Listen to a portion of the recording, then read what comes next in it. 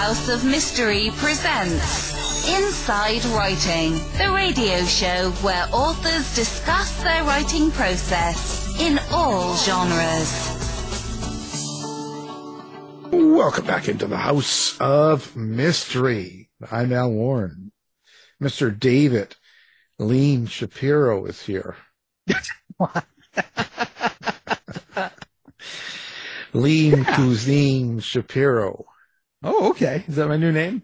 Yeah, no, I just thought I'd throw that in there, but yeah. Well, what's going on with you? All this karate stuff. You got your own channel. Looks like you're doing really well, eh? It's going. It's going. It's not too bad. Yeah, you're becoming a star, you see. Yeah. Oh, yeah. Of course. Yeah. You've already made me a star, Al. Yeah, but this is you're like Howard Stern's Whack Pack. You'll be doing your own thing. You'll be out there, doing this stuff. That's good. Yeah, That's good. Start charging for it. And it's all because of Al Warren. Yeah. Don't say that when you're in court and being arrested. Yeah, exactly. It's all Al's fault. Yeah, it'll be blame it on that one. Blame it on me. Well, let's see. Okay, not many shows left in the year. We are doing sci-fi today, kind of sci-fi, I guess. It's for us old guys, we just say sci-fi. Yep. For the young guys, they say all sorts. They start saying words, and I think they're swearing. That's so often. Yeah, it's like, what? What's that? What's that? Especially when they were getting into the hard sci-fi. Then I thought that was pornography. But, I'm just like, wow, it's not? And splatter punk, and oh my God, and for me, punk was rock music. But anyway. So. Cyberpunk. Yeah, is that it? Cyber, slaughter, cyber, yeah. It's too many. Yeah. I'm getting too old, Hey, so let's get the guy in here. Let's figure out what we're doing here. So, the book we're going to be talking about is Inertia. I knew a girl named that once. And our guest is Mark Everglade. So thank you for being here. Thanks so much for having me, Alan David. Well, Mark. So how do you classify your writing? Because like with someone like me and a lot of, let's say 50 plus kind of guys, sci-fi and fantasy are just two kind of their own realm, sort of, and then comes along all of these new types of science fiction, cyberpunk, and so what is all of that, and what are you doing? Well, that's an excellent question. And there's always the average in the U.S. As far as the number of books that are written a year and put on Amazon is about 400,000. That includes fiction, nonfiction, children's books, etc. And as we see a proliferation of media, we also find that people are trying to define themselves and be original by coming up with subgenres of subgenres of subgenres. This tremendous amount of media that's being created requires more specific, designations for it. And so we come up with all the genres that you were discussing: solarpunk, cyberpunk, splatterpunk, steampunk, etc. And to some degree, we're really looking at separating the classic science fiction novels from what was called at the time in the 80s, new science fiction. That is to say, what I try to do in my writing, and what cyberpunk authors try to do, is differentiate ourselves from the big space opera writing, the grand golden age of sci-fi, of Heinlein and Clarke and Asimov and all those. In the sense that we take the conversation away from space, Al, and we take it and we put it usually, more often than not, in the near future and in urban environments, so that we can look at the relationship between social issues and technology. So when I think of the greatest science fiction novels of all time, they really share something in common. I think of things like, you think of Animal Farm in 1984 and We, and you think of Brave New World, and you think of, all these classics, Fahrenheit, Bradbury. And they really had something in common, is that they were making grand social statements. This was a social science fiction. So as a sociologist myself, by trade, profession, and education, basically I tried to intersect technology that sci-fi is obsessed with social science issues. And in that merger, I kind of basically come out of that, and that's where the work kind of lies. We can call it whatever we want, though. Yeah, I get it. Not really, but wow. How do you, let's put it this way. When you go to write something like this, how do you start out? Like, what are the rules? Like, where are you going with this story? Because you talk about, you take it away from space. So what's kind of the way you go? Although my books are set in space, that's not the focus. The focus is really on the basic conflict in society between the haves and the have-nots. As a sociologist, I'm very interested in studying race, class, and gender, and how the social institutions relate to these things. And when I approach, writing a novel, for instance, I approach it by looking at the basic dialectical conflict. What is the conflict, the social conflict that's going to be at the heart of it? And so in my books like Hemispheres and Inertia, it's, really about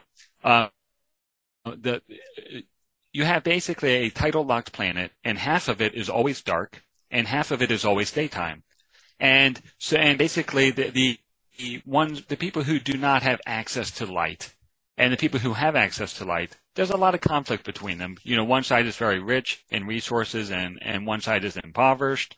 And so I look at a basic kind of dichotomy there, a social conflict I can set at the heart of whatever society I'm creating. And when you base a book around a realistic conflict like that, it becomes not only more interesting and realistic and more suspenseful, but it also becomes more of a testament to our current social issues. In modern day society, we're having more and more polarization in our country between liberals and conservatives and different groups, and that conflict is really leading over into politics and everyday conversation, and the way that the younger generations are identifying themselves and the world that they can imagine that is possible. And so I kind of like to look at all of that and basing it around a central conflict. But wouldn't you be sort of, don't you have to be sort of careful on what kind of conflict and how you resolve it and how you use it throughout the book, or even if you're writing a series? Because, as you say, and rightfully, there's so much the polarization and fighting and people on each other's bad list right now. Like the last few years, it's been pretty intense. So when you have such a thing going on, do you find yourself trying to be a little bit more careful on how relatable it is? Absolutely. And that's why, although cyberpunk is not often set in space, setting it in space and dealing with other species and whatnot, let me play out that conflict in a less controversial way. I also think that when you can kind of hide things like racial conflict by looking at relationships between alien species, that you can, make people's eyes open a little bit more in a way that they're not really perhaps used to. To avoid some of this conflict, in Inertia, it's really centered around the idea of global warming. And selling this book to people in person at book fairs and the Miami Book Fair, you really get a lot of people who want to bring up all sorts of arguments and debates over whether global warming is real, people who hate the book before they even pick it up just because it's about global warming. By setting it in space, I kind of avoid their preconceived notions of this, because at the very least, we can all agree that global warming in the planet that I created in my story is an existent phenomenon. And so we have a safe place to explore the issue that avoids people's biases towards it. But, when you when you kind of do that, how do you make it so that in your planet they get along? And they don't always get along. So in the book Inertia, you have basically a young geophysicist, Ash, who is she's studying geophysics and terraforming, studying the planet's ecology and all this stuff. And she basically comes upon some classified data, Al. And this data suggests that there are institutions like the government and different major corporations and factions that are profiting off the planet's destruction. And so she basically ends up knowing too much, and then her life is put at risk. And so that puts basically, the idea of having like a young hacker who, coordinates efforts with other hackers in order to gain access to restricted information to promote social change. That's as classic cyberpunk as you can get. It reminds me of Bruce Bethke's first novel about teenage hackers in 1980, which was just called Cyberpunk, which is where we got the word from. But yeah, so you have to develop both your factions and conflict, but also look at your allies. And in this case, Ash's ally is her father, Severum, who has a lot of government connections and all. He used to be a mercenary and kind of became disillusioned with that life and disillusioned with what he was fighting for. And the problem is that she has to rely on him, but he doesn't know she exists. And so here's, a father meeting a daughter, at the age of like 20 after, who didn't know they existed. And so that it's really kind of like, that's another layer of dynamic. So when you have conflict between the factions of a planet, when you have a conflict, an idea filled with conflict, like global warming, and then you have character conflict, as far as the relationships that character has with other characters, even their allies, well then to me that's what kind of creates that suspenseful page turner. Well, I'm wondering how you feel cyberpunk, I guess, has changed since like the 1980s, when it was introduced, I believe, by William Gibson with Neuromancer. With the state of modern computing and the internet, has there been a lot of change in the creation of these type of stories with the with society becoming more technological? Oh, absolutely. That's an excellent question. There has been a major change. In the 80s, cyberpunk was very much coming out of the people who were writing it. They grew up reading Kurt Vonnegut, a lot of satire, Thomas Pynchon, in the postmodernist. They came out of the Vietnam War era, and they saw a lot of, hippies and others protesting the Vietnam War. They were, very rebellious in spirit. And in the 80s, the cyberpunk authors, when they were talking about words like avatar, virtual reality, these were words that they had to create, cyberspace. These were all created by Gibson and Stevenson, the metaverse. So they were creating the language for technologies that were just barely emerging. And there was this idea that technology, it was a pretty negative, dystopian view of technology. And it reflected a lot of the fear of the era. And you had the basic protagonist being an anti-hero, somebody who was just trying to survive and not necessarily, morally good, so to speak. So this all shifts, right? So by the time we hit the mid-90s, you have post-cyberpunk emerge. And and the genre becomes more optimistic. Technology is no longer seen as it's seen more as a double-edged sword. This is a tool that can be used for goodness or for, horror. It can be used for either. And out of this, you have this idea of a true protagonist or hero starts to emerge in the 90s that we didn't see that much in the 80s in cyberpunk. Nowhere is this more predominant, perhaps, than Keanu Reeves when he's playing Neo in The Matrix. He is the chosen one, and he's a really good guy. at the start of The Matrix, of the first one, he's a hacker, and he's, kind of a pariah and outcast in society. But over time, you see him emerge as a chosen one. That wouldn't have happened in the classic 80s cyberpunk. He would have pretty much been more like Johnny Mnemonic. Well, so now when you're putting together this, do you actually have a meaning in mind or a subtext? So you're starting with the story first and putting the characters into it? Is that kind of how your book gets put together? With my first novel, Hemispheres, yes, I started with the story, with the characters and the story, and I figured if I made characters with realistic motivations, that the plot would naturally follow. For Inertia, I took a different approach, and I really looked at, what kind of social statements do I want to make now? First and foremost, what kind of statements do I want to make? What will the plot be? How can I organize then the characters around the plot? The reason for this change is that the plot became so huge that it was very difficult to contain within even a couple of books. So I'm writing a third, and it became very difficult to even track what was going on. It was like this huge logic puzzle. How can I put together a plot with this many elements? And I almost lost control of it at a variety of points, rewrote it numerous times, over and over and over. And, but yeah, yes, in essence, eventually it came out and was well received. So your characters, how do you create your characters? Do you have,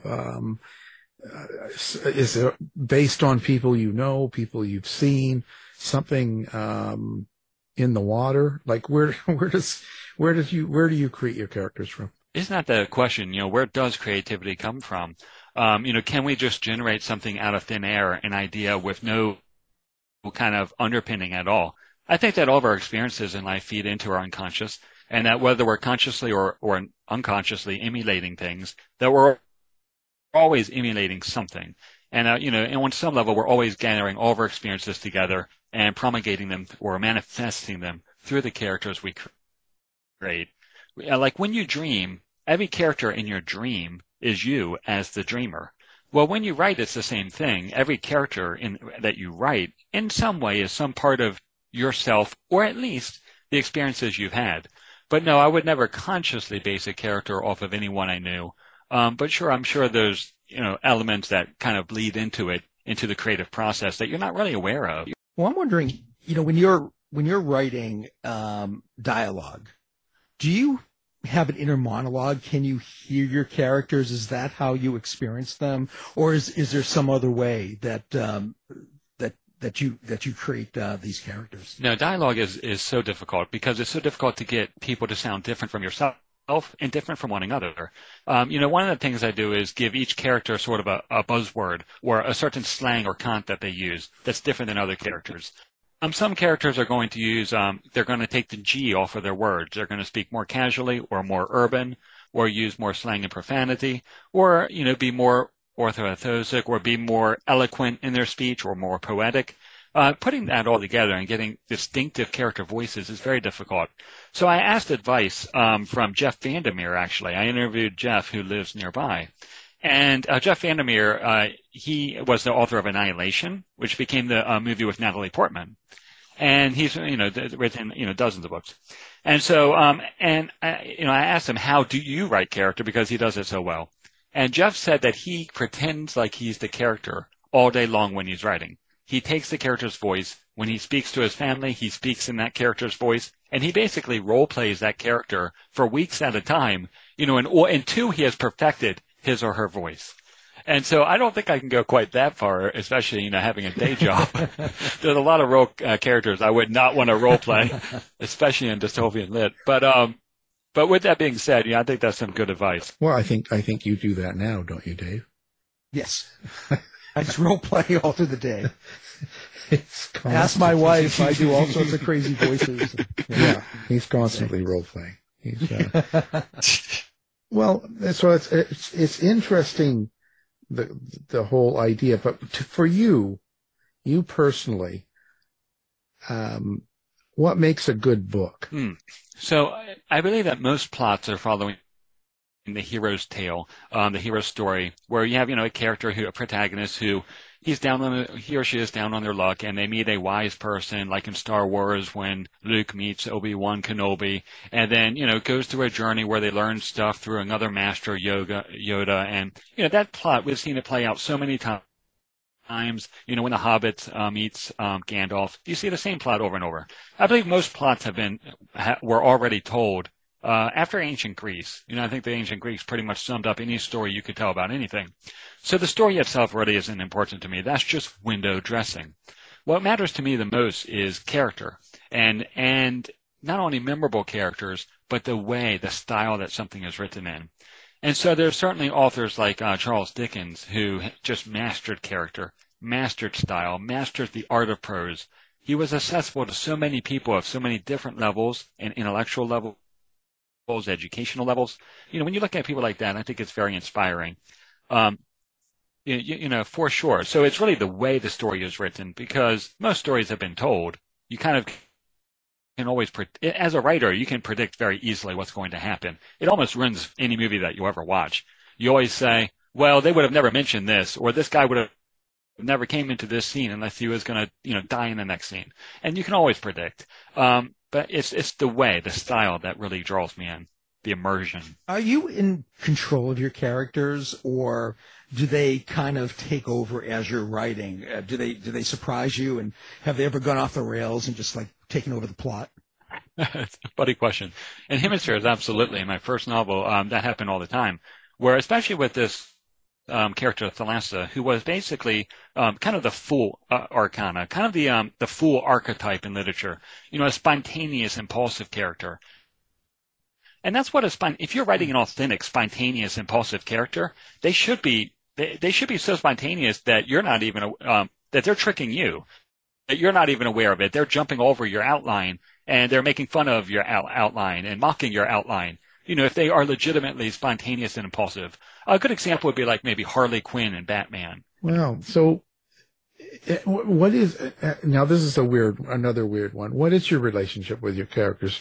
How do you feel about them? Because a lot of the authors in your field of writing always have sort of names for them, like their family, they're like kids, or like there's things like that I get from a lot of fantasy and sci-fi writers and that sort of thing. So do you have that kind of relationship? Interesting. I mean, to some degree, it's all like parts of myself, in a way. And it is so immersive, the writing process. It becomes your world. It's almost like being in virtual reality when you're writing.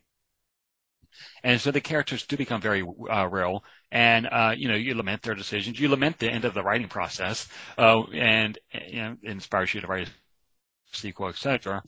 Your relationship to your characters is interesting because each one really represents an aspect of yourself, and I suppose it depends upon how introspective one is and how one knows themselves. However, you can also get in trouble with this to some degree. I remember when my mother used to say that Stephen King must be a real sicko to write the way he does, and that's not the case. I imagine he's a very nice, gentle guy. There are a lot of singers like Steve Wilson that are very write the most depressing music, but they're really very outgoing, happy people in real life. And I think that a lot of us, when we engage in the creative process, it is a catharsis. It is a merging with what Carl Jung called the shadow self, and it is kind of getting out a lot of what is repressed. And and I think that you can take a character, and if you're really good at it, you can take a character's perspective. And Stephen King can write someone who has totally different beliefs than he does. He could write a racist character reliably. Of course, that doesn't mean Stephen King's racist for doing so. It means he has enough empathy to be able to, convey that realistically. So, what issues are you trying to work out in this book of yourself? I really like looking at of myself. Yeah, that's a good question. I think that there's a conflict in me between how socially active I want to be and how much I want to support the system. When you're young, the youth are very ideal. I'm 42, almost 42. And the youth are very idealistic. And when I was young, I was very idealistic about social change and the environment. And we're going to beat poverty, and we're going to beat cancer, and we're going to do this, this, and this. The world's going to be this phenomenal place. And by 2000, everybody's going to have flying cars, and there'll be no poverty and no hunger, and et cetera. And although a lot of progress has been made in a lot of these areas, it's very easy to be idealistic as a child. It's equally easy to be very cynical when you spend a few decades working for the system, 80 hours a week, and then you see how slow progress is and how many times we take major steps backwards, in society. And that can be very cynical. And so to me, there's this conflict between to what degree can I still retain a sort of youthful idealism, and how can I act that out? Certainly as a government employee, it is I must be very cautious on how, I cannot go start cyberpunk revolution in the streets or something, I must be very cautious how I speak about, political issues, etc. Because I have a buy-in to the system. I have a master's degree and I'm, employed, I have a great job as an IT manager. And so, because of this, I have a buy-in to the system, and it's easy to forget the idealistic visions you had when you were young, or even the social problems that you acknowledged when you were younger. Once you kind of make it in life to some degree, it's easy to kind of forget where you started. And so for me, writing about this and writing both a character like Severum, who's 69, and a character like Ash, who's about to turn 20, it helps me explore the generational differences in how they go about society. or how they view the world and its problems. Well, do you feel the speed of innovation and technology? Do you feel that makes it harder to stay a step ahead of what's currently happening when you're creating a story? Do you find that there might be some overlap as you're kind of pushing off into the future with the story? Yeah, it's really interesting. There's been a lot of research on the speed of technological growth and innovation, and it is getting to the point where it is uncontrollable. You cannot possibly keep up with everything. Many of the classic cyberpunk authors, like Bethke and Rucker and all, they worked at, say, MIT, and some still do. And so they had an insider knowledge as to the technology that was coming down the pipeline 10 years ahead of time, which helped them write, I think. But the speed, there's so much new inventions that it's impossible to keep up with them all. The other day, they came up with a underwater breathing apparatus that didn't require a scuba tank. Basically, using a cobalt, a specific molecule of cobalt, they created a scuba gear that didn't require a scuba tank. It was just basically a few grains of rock that you would put around a nose piece that would take oxygen out of the water and let you breathe water, almost like a fish. And so, there are so many huge inventions like this, or even something as simple as wireless power, being able to plug your phone into a power outlet wirelessly, as long as you have a direct line of sight with it. Inventions that are coming up with all the time. In medicine, we've learned more in the past 20 years than we have in the past 20,000 years about medicine and the human brain and the body. And nobody can keep up with all this information. And also with social issues, it's impossible to keep up with all the issues. Here's save the whales, here's save this, save that. I say it'd be great to save the dolphins, save the polar bears. It'd be great to grow more trees in the rainforest and prevent deforestation. How do I even decide which issues to focus on? And so for me as a writer, I focus on kind of cultural issues. I say, well, what are the underlying problems here that technology is trying to solve? And what are the underlying problems that all these social movements are trying to solve? And ultimately, a lot of that goes down to controlling our environment and looking to, I guess the judgmental way to say it is looking to exploit the environment for our economic gain to the highest extent possible. We can see this as in a species just being extremely efficient and productive and, good hard workers to drive the economy. But you can also see it as something that will lead to the inevitable destruction of the planet if we're not careful and cautious how we go about things. But yeah, there's information hitting us all over the place. But Al and Dave, what's interesting is that when you look at the internet and what is most of the data on the internet, all of this information, most of it, 80% of it is pornography, to be honest. And so, we have so much information coming in. But when you look at people's social media feeds and their, the constant emojis, likes, the stories of what people had for dinner, how much of this is really meaningful information? How much of it is just overwhelming us and, frivolous and even distracting us from the bigger social issues or spiritual growth that we could have in life? Yeah. So get off the computer. That's right. Set boundaries. Set boundaries, an hour a day, or 2 hours a day. Versus, say, the average child who's doing 5 to 6 hours a day. Well, it's going to be tough when you incorporate it in your class. Like when they're using laptops at school, of course. Right? It gets, How do you write an evil character? How do you get into the head of someone that's really bad or out to do wrong to people? Those characters that are shades of gray are the most interesting.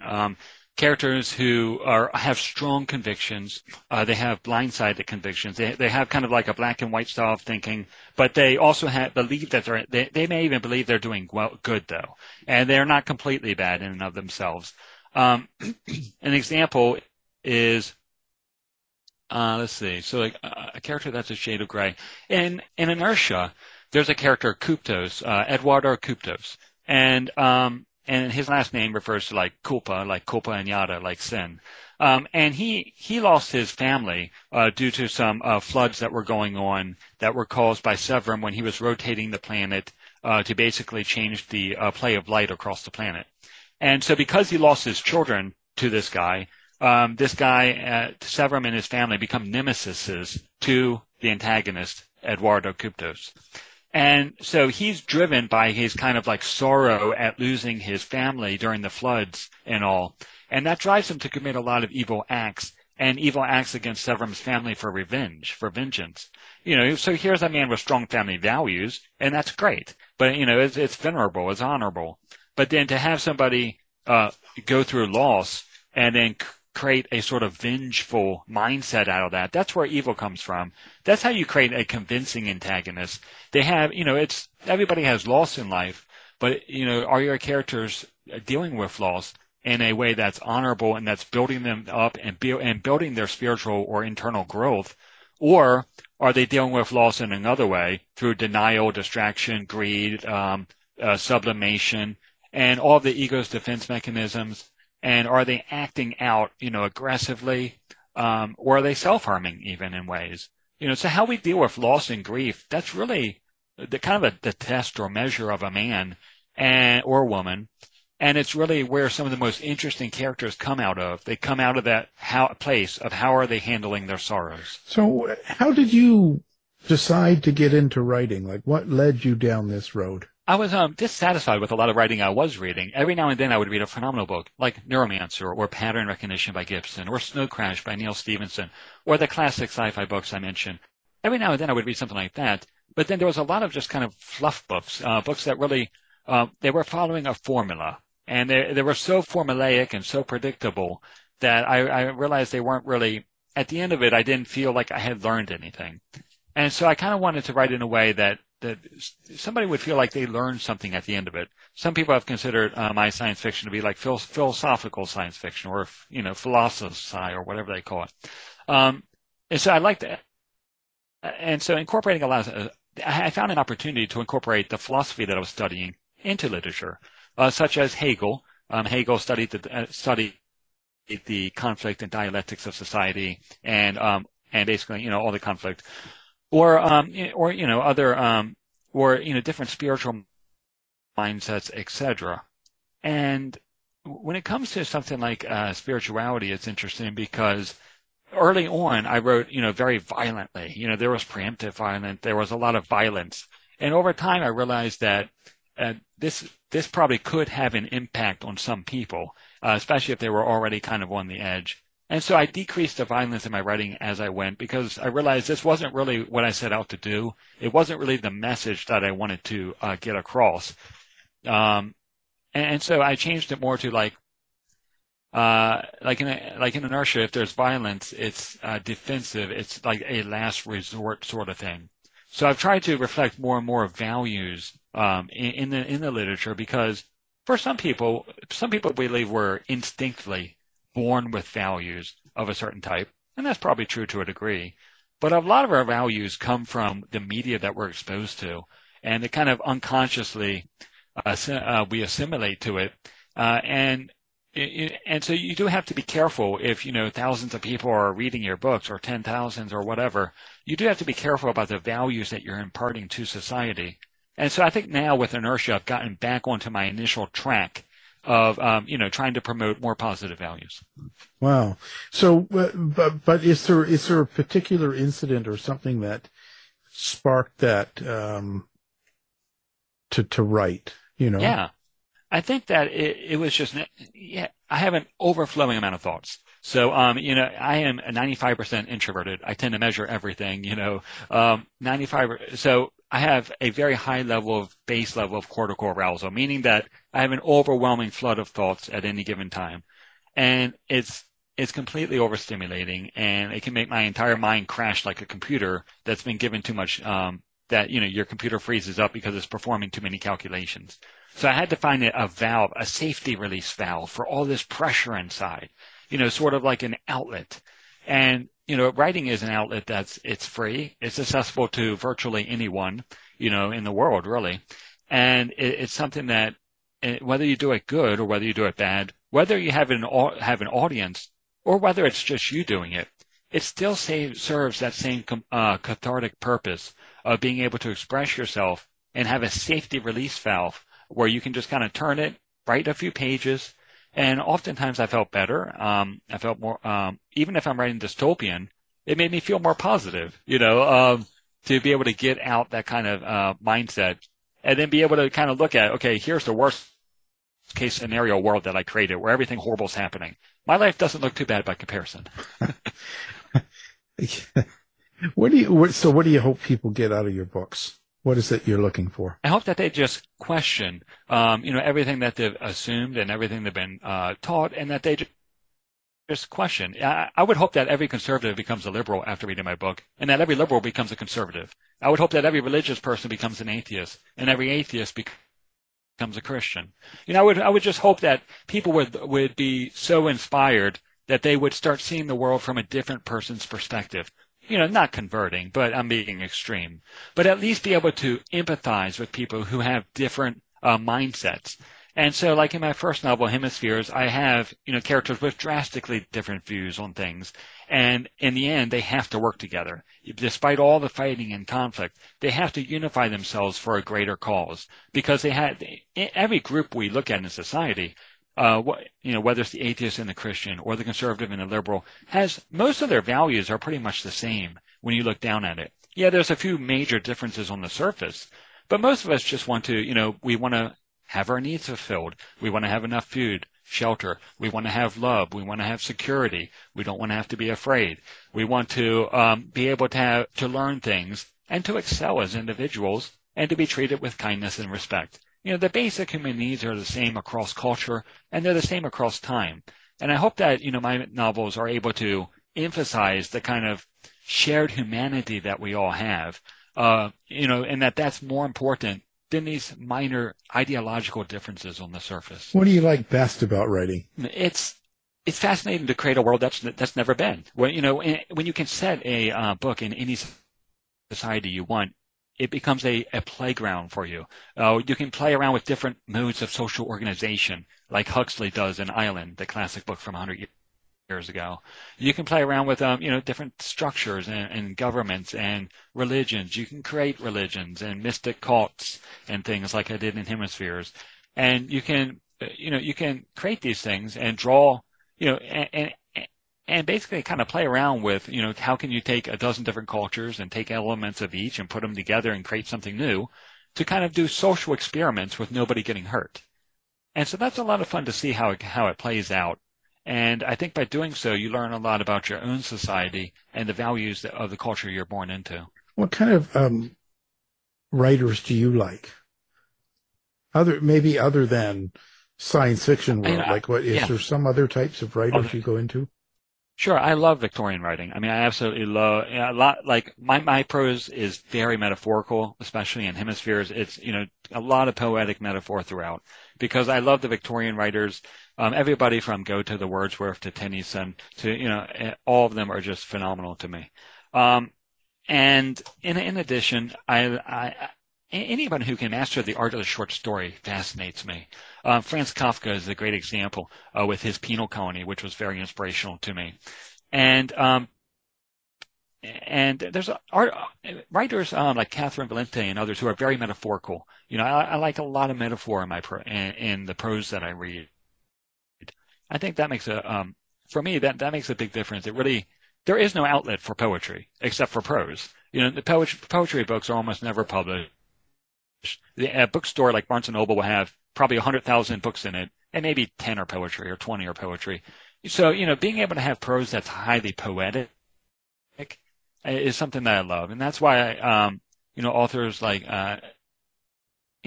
Charles Dickinson is just, where you have extended metaphors that are going throughout the book. Or Gibson and Neuromancer with some of his extended metaphors and whatnot. This is very interesting to me. So what does your writing process day look like? You mentioned how you do have a day job, so to speak, and all that. How is it that you fit time in? And are you the type of writer that can go, well, there's nobody home, I'm not working tonight, 6 to 10, and sit down and write? Or does there have to be an element of mood or feeling that strikes you before you write? Yeah, there has to be a feeling, but there also has to be the time, and my time comes in little 10-minute chunks. So I tend to create a bunch of ideas, every day. When I have an idea, I write it down on a little notepad or something, and then at the end of the week, I'll kind of gather them all together when the time's right. But honestly, even though I have 2 publicists and 2 traditional model publishers behind me, 90% of the process for me is still, marketing. Rather than even with all the support from the industry, it's still, marketing and appearing at conferences and whatnot. And so the writing is one of the things that's really, it's almost like I think I need to set aside the entire next year to just focus on writing and not get involved in the marketing aspects, because I do a lot of different things to support the genre, such as one of the things we do is Cyberpunk Day every year. Every year in November, we gather a bunch of authors together, and we basically try to merge the indie media community, cyberpunk media creators, to merge them together with the general audience, so that they can both meet and to create a community of people who love dystopian fiction and media. And running a day like that, and with a group is it takes a good amount of time. And likewise, a lot of the other activities we do on the marketing side takes a tremendous amount of time away from the writing. When I look, and then even after you write a book, the editing process, you're reading that book over and over and over. You're editing it a dozen times over and over. And it takes literally hundreds, sometimes a couple thousand hours to do. And so of the overall process, 5% of the process is actually the creative writing side. The rest is more like running a business. And so so those little 10-minute periods of time, I try to steal those as often as I can throughout the day. But there's just never enough time for the artist. No. Do things like, outside pressures, like, for instance, the pandemic and all the craziness around the world and stuff going on, does that affect you in your writing, or does it perhaps lead you in a more positive, lighted direction when you write, or does it make it darker? It does affect me. One of the things our publisher, Rock Hill Publishing, did is we put together a COVID anthology of short stories, that were basically inspired by COVID. And a lot of these stories, they were darker stories. A lot, they had optimistic messages, but they represented the fear of that time. And we never ended up publishing the anthology because it just wasn't the right time for it. We thought that COVID would be something that was maybe a year or maybe 2 years, and then we would just get over it and society would go back to normal. But the impact that COVID has had on the economy, on the supply chain, on the job market, on the Great Resignation, on human health, and over fears in public gatherings, over telework, it has really touched so many aspects of the way we do business that we realized that it wasn't really time to release a COVID anthology at that time, because it can be controversial. For some reason, a health issue has become politicized, which is odd, and it's kind of odd, but essentially, that you can't help. You can't be in a vacuum. All that feeds into the way you're feeling when you write. Sure. Yeah. I just wonder if it gets in and you end up using that to create a brighter story in a sense, or does it actually just the frustration or upset get into it and it becomes a little bit more sinister even? Yeah, I interviewed Dr. Benjamin Menadue, an Australian social psychologist, about COVID and science fiction. And Dr. Menadue stated that stories that were written about COVID actually ended up having a very positive impact on society, because it helped people prepare for the worst. It helped people feel more empowered. Here in fiction and science fiction, people could see plagues and viruses playing out, and how the protagonist, basically reacted to them and eventually overcame the unstoppable odds of nature. And a lot of people, after reading COVID-related fiction, felt a lot more positive about humans' ability to get through this, felt more optimistic. They didn't feel as fearful, and it had an effect on their mindset. And so that is an example where, where science fiction is like when COVID happened, the first thing that came to my mind, it was Dustin Hoffman in the movie. What's it start? It starts with what was it? Yeah. Outbreak. And Dustin, I was picturing Dustin Hoffman in Outbreak in his suit, with the helmet on, trying to overcome this virus. And he was kind of my hero that I had in my mind when I was thinking about COVID. So I was relating to, something, to sci-fi media. And I was thinking to myself, this guy got through it. I can get through it. Well, of course. Dustin can do it. Anybody can do it. No, it's just one thing that was surprising in maybe it's not so much affected in your type of writing, but is the way people reacted in public towards things, like the vaccine and toward the masking and all this sort of, like the behaviors of a lot of the people, adults, I think was unusual. It was surprising to me.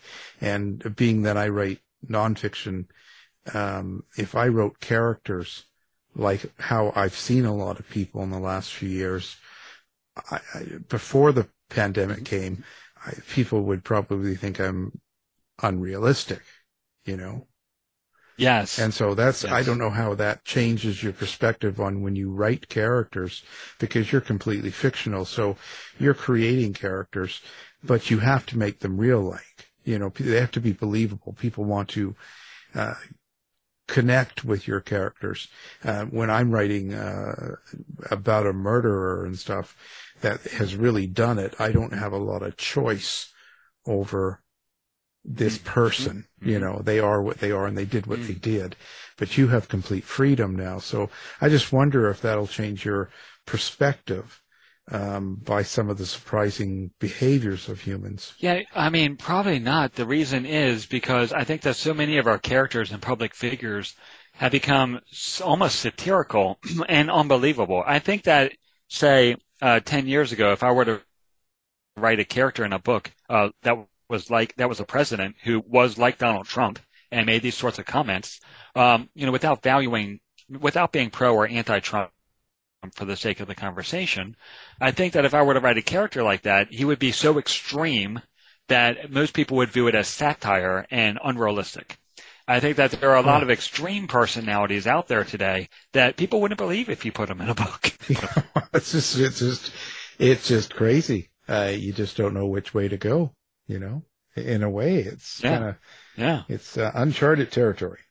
Anyway, well, indeed. And now let's talk about how people get a hold of you. Now, do you do social media? Do you have social media accounts with different places? Do you have a website? Do you go to strip bars? Like, how do people get a hold of you? No. So the best way is markeverglade.com. That's Everglade singular, markeverglade.com. I have about over 100 cyberpunk books that I review on there from different authors. I have my work listed on the site. If you sign up for the mailing list, I'll send you a free book of short stories, for instance, in the cyberpunk genre. And, articles and blogs, both on the writing process, words not to use when you're writing, how to query, if you're an author. And likewise, a lot of, cyberpunk book reviews and scholarly articles on dystopian literature. That's markeverglade.com, and that's probably the best way to reach me. Okay, sounds good. Now we'll have that posted up there with your new book, Inertia, and wish you the best of luck. So it's been great having you here. Our guest, Mark Everglade. Thanks for being here. Thank you so much for having me. It's been an absolute pleasure, Dave and Al. Thank you. Thanks, Mark. You've been listening to the House of Mystery radio show.